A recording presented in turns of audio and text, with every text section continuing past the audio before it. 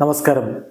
Raf talk മലയാളത്തിലേക്ക് അവർക്കും സ്വന്തം. സൂപ്പർ ലീഗ് കേരളയിലെ രണ്ടാമത്തെ മത്സരം തൃശൂർ മാജിക് FC-യെ കണ്ണൂർ വാരിയേഴ്സ് പരാജയപ്പെടുത്തിയിരിക്കുന്നു. 2-1 വിജയമാണ് കണ്ണൂർ വാരിയേഴ്സ് നേടിയിരിക്കുന്നത്. മലപ്പുറത്ത് വെച്ച് നടന്ന മത്സരം നമുക്കറിയാം.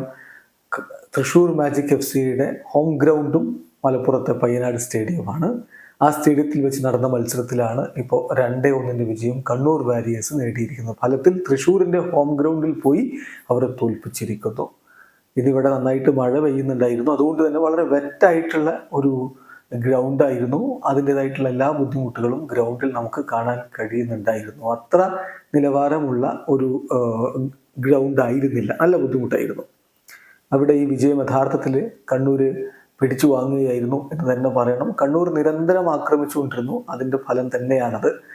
ഏതായാലും കളിയിൽ തൃശ്ശൂർ മാജിക് FC-ക്ക് വേണ്ടി CK വിനീത് കളിക്കളത്തിലേക്ക് ഇറങ്ങിയത്. അദ്ദേഹത്തോടൊപ്പം മെയിൽസൺ ആൽവസ്, അതുപോലെ മാർസലോ ടോസ്കാനോ തുടങ്ങിയിട്ടുള്ള താരങ്ങളുണ്ടായിരുന്നു. അഭിജിത്ത് സർക്കാരിൻ്റെ കാര്യം എടുത്തു പറയണം. അദ്ദേഹമാണ് തൃശ്ശൂർ മാജിക് FC-യുടെ ഗോൾ കണ്ടെത്തിയിരുന്നത്. മറുഭാഗത്ത് ആൽവരോ ആൽവാരസ്, അതുപോലെ തന്നെ ഡേവിഡ് ഗ്രാൻഡെ, മുൻമുൻ തിമോത്തി, ഇങ്ങനെയുള്ള താരങ്ങളൊക്കെ, അഡ്രിയാൻ, ഇങ്ങനെയുള്ള താരങ്ങളൊക്കെ കണ്ണൂർ വാരിയേഴ്സ് FC-ക്ക് വേണ്ടിയിട്ടും കളിക്കളത്തിലേക്ക് ഇറങ്ങി. കളിയുടെ 37ാമത്തെ മിനിറ്റിൽ ഒരു അർത്ഥത്തിൽ കളിയുടെ ഗതിക്കെതിരെയാണ് തൃശ്ശൂർ മാജിക് FC-യുടെ ആ ഒരു ഗോൾ പിറക്കുന്നത്.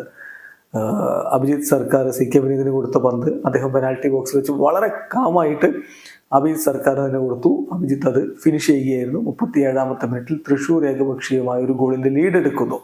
അതിനു മുമ്പ് തന്നെ CK വിനീതിൻ്റെ ഒരു ഹെഡർ ബാറിലൊക്കെ അടിച്ച് പോയൊക്കെ ചെയ്തിരുന്നു. ഏതായാലും ആദ്യ പകുതി അവസാനിക്കുന്ന ഘട്ടത്തിൽ ഏകപക്ഷീയമായ ഒരു ഗോളിന് തൃശ്ശൂർ മുന്നിൽ. രണ്ടാം പകുതിയിൽ പക്ഷേ കണ്ണൂർ ഗോൾ മടക്കിയടിക്കാനും ലീഡ് പിടിക്കാനും ഒക്കെയുള്ള നിരന്തര ശ്രമങ്ങൾ നടത്തി. അതിൻ്റെ ഫലമായിട്ട് തന്നെ 70ാമത്തെ മിനിറ്റിൽ ഡേവിഡ് ഗ്രാൻഡെ കണ്ണൂരിനെ ഒപ്പമെത്തിച്ചു.